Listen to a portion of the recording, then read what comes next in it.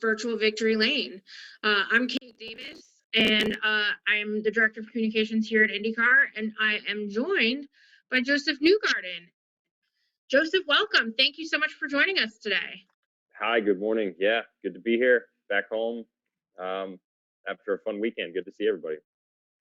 So fans, if you have a question, you can go ahead and submit it to me in the chat, and I'll be happy to ask it of Joseph, but we'll go ahead and get started. Joseph, great weekend for you here in Indianapolis, winning on Friday evening and then finishing fourth Saturday, in the second of the doubleheader races. You're now 32 points behind Scott Dixon as we head into the season finale at St. Pete. Tell me how your weekend went and, what kind of momentum you think you have going into St. Pete for the finale. Well, it was a really good weekend overall. In a lot of ways, I was very pleased with it, but still disappointed actually on race 2 and for Saturday. I felt like we could have been a little bit higher up than we were.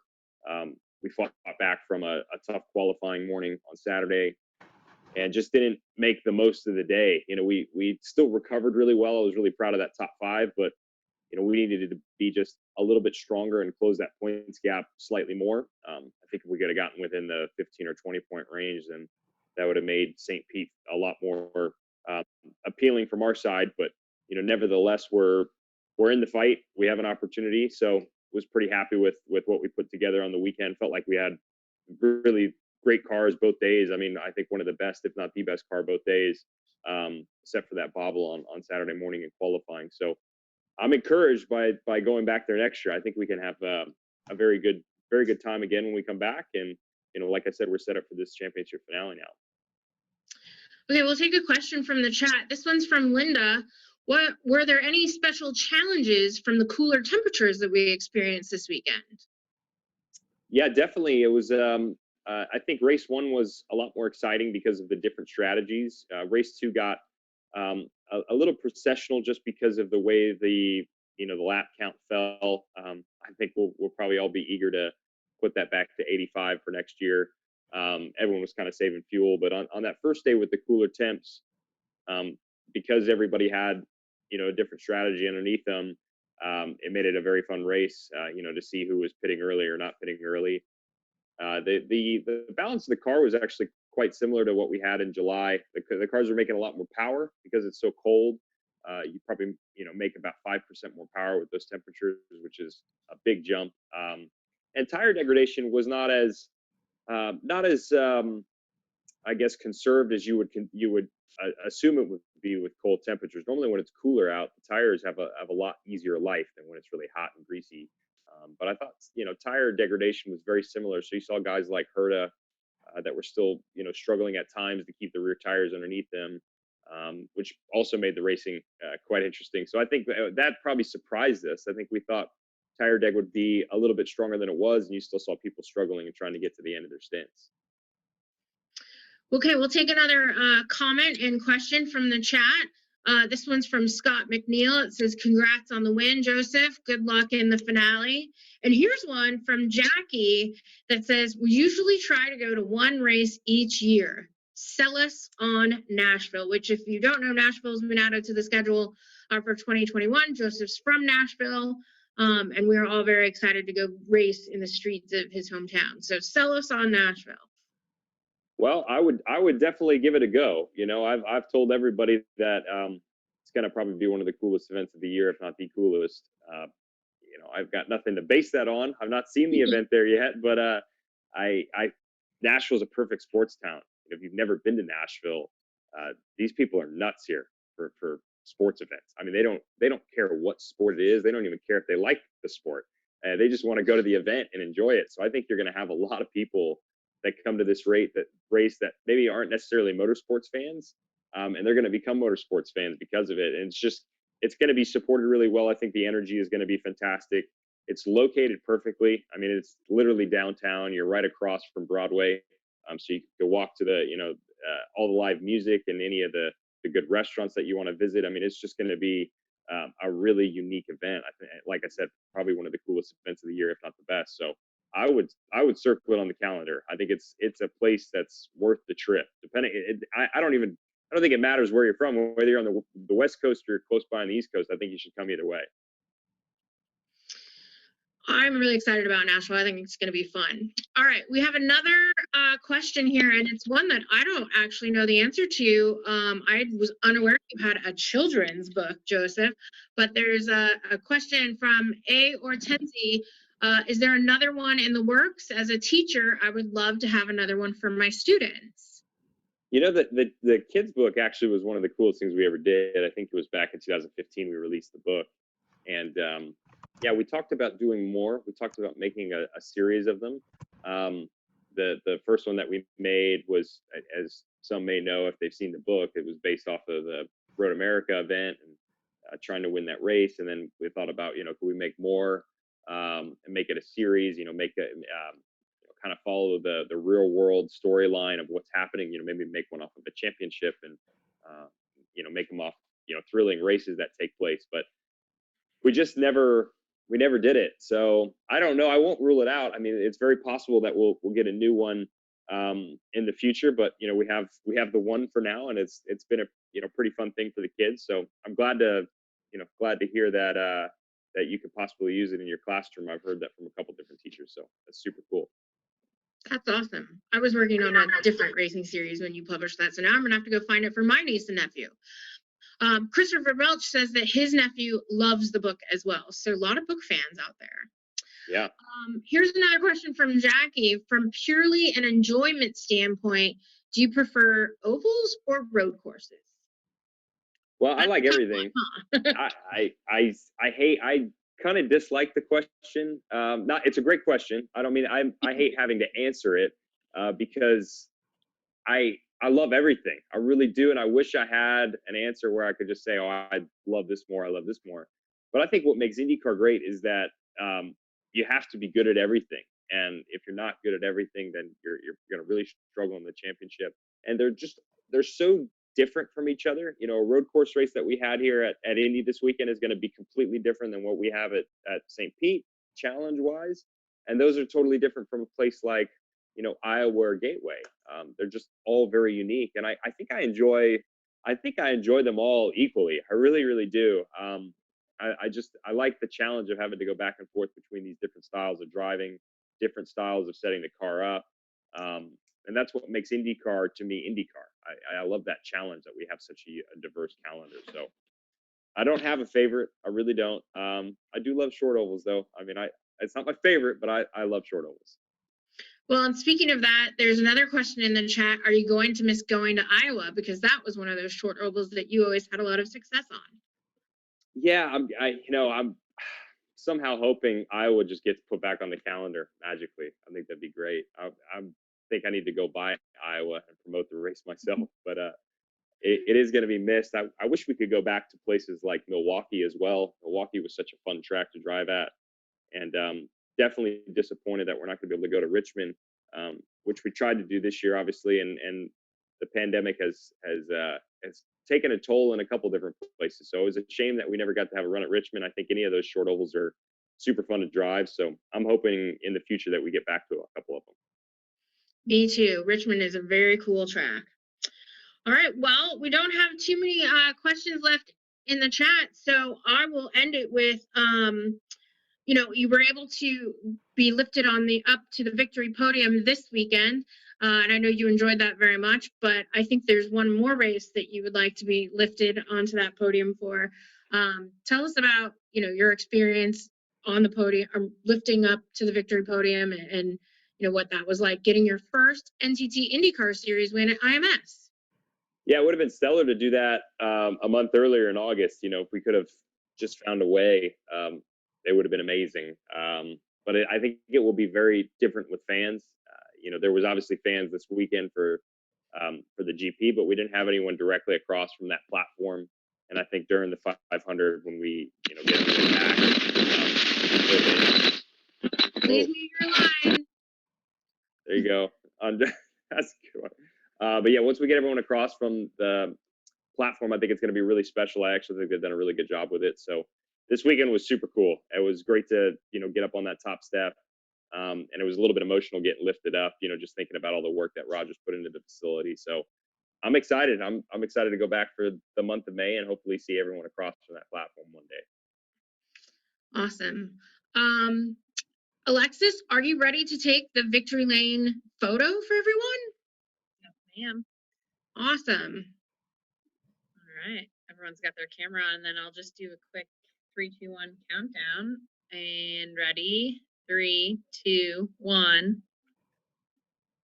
All right. I'm all Awesome. set. Well, Alexis will send those to you via email. And thanks to Joseph Newgarden for joining us today for our IndyCar virtual victory lane. Good luck in St. Pete. Sounds good. Good seeing everybody. Enjoy the season finale. Bye.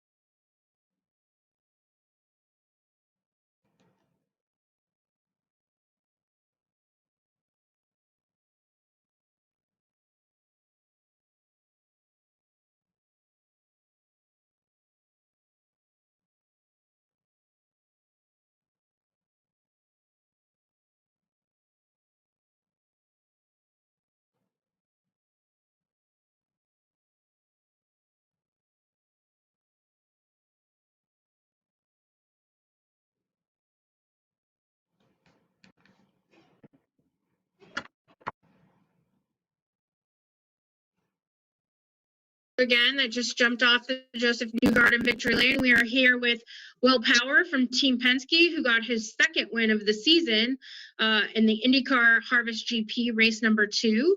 Will, thanks for joining us today. Tell us about your win on Saturday. Yeah, it was a very good, solid day. Led every lap, and obviously there was great pit stops, great strategy. Strategy was pretty straightforward, considering it was a 2-stop with very small windows to pit in. So, yeah, super happy to get my first win at that place with Roger as the owner of the Speedway. Yeah, I know we talked to Joseph about being lifted up on that new victory podium. Was that cool for you as well? Yeah, it was very unique, and didn't get to see much, but when you sit down that cockpit with the windscreen, but yeah, a very special victory lane. All right, we'll go ahead and take some questions from the chat. Here's one from Linda Cox. Congratulations. Which one of your wins was the most unexpected? I don't know if she's talking about this season or career-wise, but I'll leave that up to you. At the Speedway? She didn't specify. So I think just which one of your wins was the most unexpected over career-wise, I would say.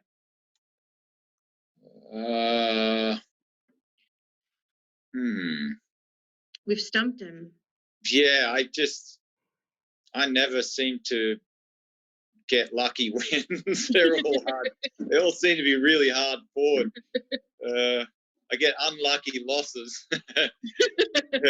Unexpected wins. I guess Pocono when I was a lap down way back when, a couple of years ago, I think I was almost going 2 laps down or something, a lap down, and I came all the way back to win. I guess that would be an unexpected win. That sounds like a good candidate. Here's a question from Jackie. What is your favorite race course that we go to on the NTT IndyCar Series schedule? Yeah, that's a tough one. I mean, I enjoy them all. Indy Road Course has been one of my favorite tracks for a long time. Obviously I think I've won there more than any other track I've been to, because won 4 now. They're all very enjoyable. Like, I do not dislike any racetrack. Well, that's a good thing. And we have some new ones next year as well on our schedule, so that'll be fun to watch. Here's a question from Paul. What do you think about this year's rookie class? Very strong again. Very strong. Obviously Oliver Askew's out right now, but he's quite good. But Alex Ballou, Renus VK has been phenomenal. I know I'm missing. Who else is in the rookie race? Dylan Kellett is also in the rookie class. That I might be the one that you missed, but you hit the ones that have been really, really good this year, which is Renus almost has the championship locked up. Arnie, our stat guru behind me, was telling me today that all Renus has to do to win the Rookie of the Year is start at St. Pete. So he's had a tremendous season. Oh, here's a good question. Who's a better drummer, you or Colton Herta? That would be interesting now, because Colton was just continually getting better, and he plays in a band, and I've actually haven't drummed for quite a while now. It's the first time in years where I've gone months without drumming, so I need to get back after it. But maybe at some point we need to have a drum off. Yeah, I feel like we could have a live stream of that and do a fan vote. I think that would be fun. Yeah, no, that would be good. Here's one from Zach. How crazy was that save that you had over the weekend when you were coming back to the front straight? That was, I thought I was going to the wall. Like, I went out, got over the grass, I got launched, and just heading straight for the wall, and it lands and then goes into a massive slide, which I thought I was going to spin. I mean, it's just lucky. Like, that definitely was a crash that never happened. I mean, man, that was a big save. I haven't looked at my onboard of it. I gotta get the onboard. Might put it out on social media. That would be awesome. I would watch that. Yeah. Here's a comment from Scott. Congrats on the win and another P1 award. I saw one earlier that said, congrats, and your domination of the IMS road course continues. Here's a question as well. Are there any tracks that you would like to go back to? What about Watkins Glen? Yeah, Watkins Glen would be fantastic. Coda is one of the best tracks in the US. It's a real pity we're not going there, but that's certainly one that I think we should go back to in the future. Cleveland, I mean, it's some pretty cool tracks in this country that we could race at. Well, let's talk about one that we're headed to next. What are your expectations for St. Pete, and are you excited that we finally get to go back to where it all started during this crazy season of 2020? Yeah, I'm really looking forward to racing there. It's our first street course with the windscreen, and what do I expect? everyone likes to finish on a high, so I think it'll be super competitive. Obviously going there to, if I can, get a pole and win the race, but I think for our team, it's Newgarden needs to get the pole, and we need to be, all of us needs to be between him and Dixon to give him the best chance to win the championship. Well, and you'll be joined by Scott McLaughlin on your team for that final race. I know he's from New Zealand. He's not from Australia. But what is that going to be like to have Scott come over and race with you guys? Yeah, I think, looking forward to having him over. Obviously, he's had a phenomenal career in Australia, winning the Supercars title 3 years in a row. And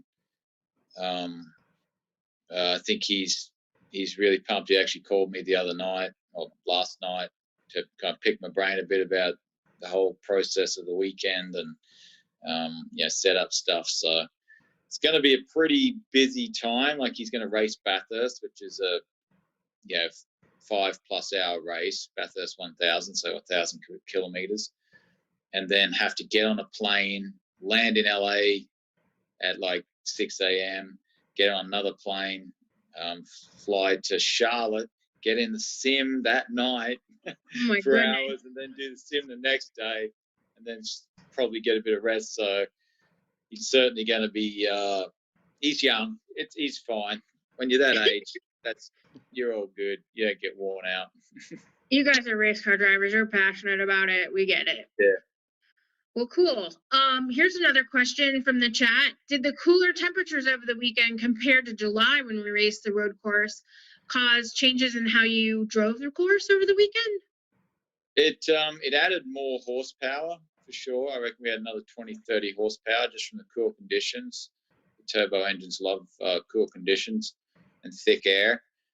Also gave more downforce, so we were about a second a lap quicker than what we were in July. It seemed as though it made for really good racing, and I think the race distance contributed to that on the first day, that no one had to save fuel. Everyone just went hard. It was big windows, 3 stops, and maybe the cooler temps allowed cars to follow closer. So Sure.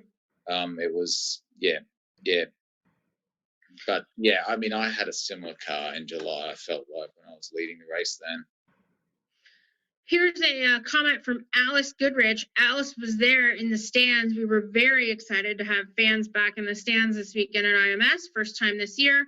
Her son Gideon was there and was very excited to see you win in person. Talk about what it's been like to start to see some fans back on the series with us, and what it'll be like to have them in St. Pete.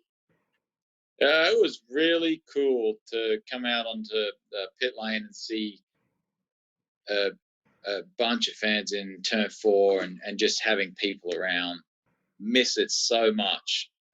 It's what makes the sport, and I pray that we get to have a normal season next year and have full capacity fans and have them access to the drivers and do autograph sessions and all that. So yeah, really happy to see it slowly creeping back to normal. Really looking forward to St. Pete, where it's going to be close to full capacity, because I think normally they get 30 plus thousand on a day, but 20,000 will be a lot of people. And I think we're all excited to see people back enjoying the entertainment. Definitely. And fans in the chat, their tickets are not on sale yet. They hope to have that link available later this week. They're still trying to figure out how many folks they can accommodate based on folks that had tickets for the March event that want to roll over to this event. All right, well, Alexis, are you ready to take our victory lane photo with all of these wonderful fans that have joined us today? Yes, I am. I will do hope everyone's got their cameras on. We'll do a quick countdown, and we'll do a 3, 2, 1 countdown, and then we'll take the photo. So everyone's ready? All right. 2, 1. All right. Awesome. Well, fans, Alexis will email you a copy of that photo, and we thank Will Power for joining us, and best of luck in St. Pete, Will. Thank you. Thank you very much. Appreciate it. Have a great day, everybody.